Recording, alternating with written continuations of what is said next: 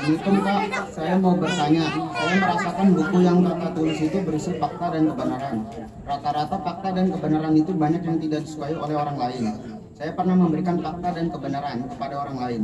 Tetapi setelah saya memberikan fakta atau kebenaran itu, orang tersebut tidak suka dan malah memusuhi saya. Karena saya selalu memberikan kebenaran. Itu kira-kira apa yang harus saya lakukan ya Kak?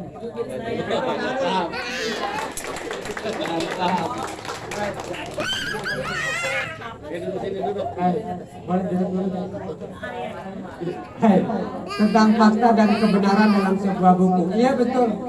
Ya. Kalau kita bicara fakta dan kebenaran, apalagi kalau kaitannya dengan penguasa, ya siap-siap aja nanti minta perlindungan ke Kang Gufron ya, minta pendampingan ya. Dulu saya belum kenal dengan Kang Gufron ya.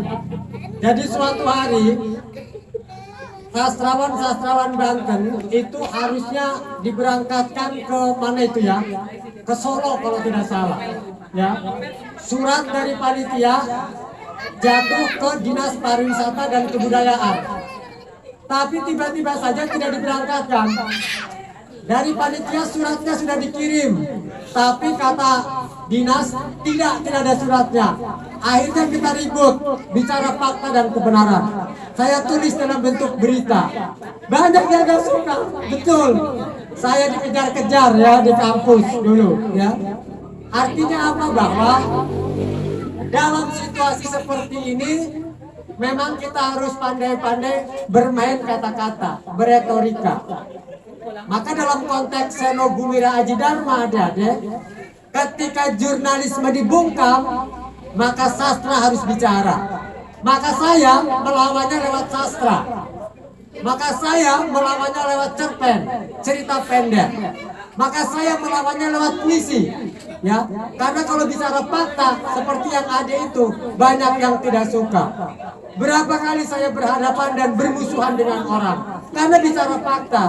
Berapa kali saya mau dibawa sama orang karena bicara fakta. Tapi kalau kita bicara sastra, saya kira tidak ada pengadilan sastra di negeri ini. Ya, kalau saya mengkritik lewat puisi, tidak ada pengadilan puisi. Kalau saya mengkritik lewat cerpen, tidak ada pengadilan cerpen. Hanya kalau di sinetron itu ada kesamaan nama dan kesamaan tempat, hanya fiksi belaka.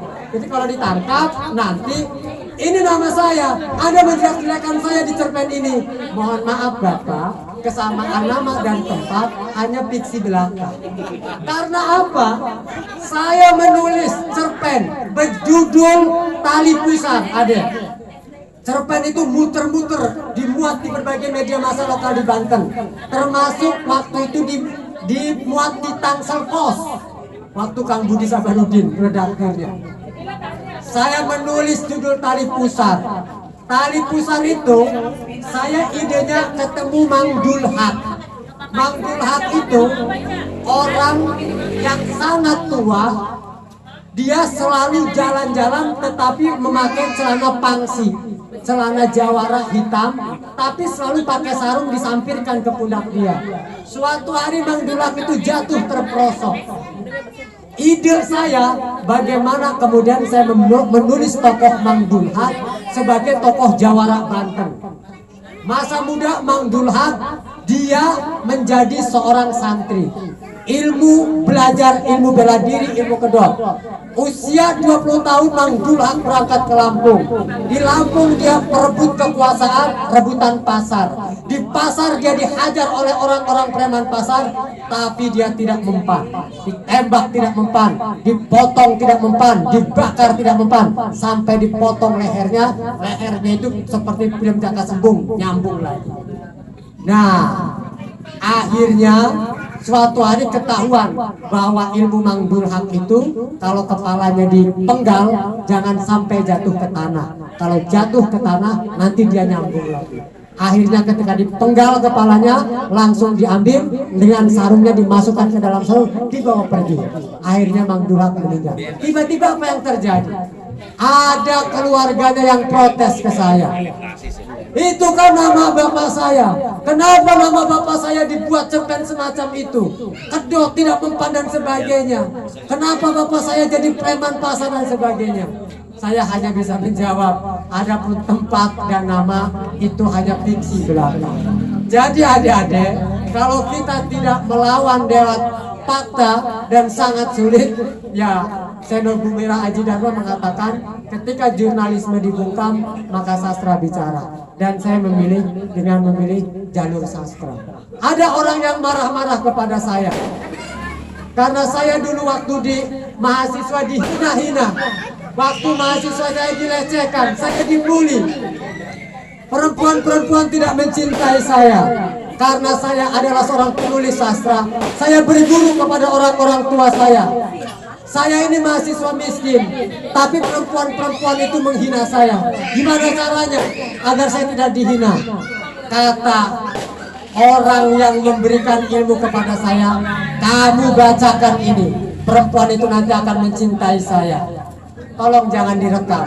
Ini punya saya atau bukan? Kalau punya saya boleh, yang lain jangan ikutan merekam. Kemudian saya dikasih pelet sama orang itu karena saya telah menenarkan nama dia, karena dia selalu masuk. Karena dulu saya menjadi wartawan zona misteri, saya wartawan hantu dulu. Dari kuburan ke kuburan, dari keris ke keris saya pelajari semuanya. Dari perdukunan ke perdukunan saya pelajari. Lalu kemudian saya dikasih ilmu pelet. Jangan direkam, yang lain nggak boleh. Nih peletnya. Kalau perempuan itu menghina kamu, kamu kasih bacanya. Dikasihlah pelet itu. Ashadu ade dasar kala sakti isun sumingkira. Orang pisan-pisan isun murah. Au plus pelias. Takawelas takasih maring badan isun. Neng, nama kamu siapa? Neng, nama kamu siapa? Hah, Fatmawati. Takawelas takasih maring badan isun. Bukan minum air, tapi yang saya minum adalah hatinya Fatmawati. Tekawelas tadi. Kalau itu berulang-ulang, minum air dibayangkan, makan mie dibayangkan, mandi dibayangkan. Saya bukan meluk bukan meluk bantal, tapi yang saya peluk hatinya Fatmawati. Tekawelas teka. Kang, beneran itu.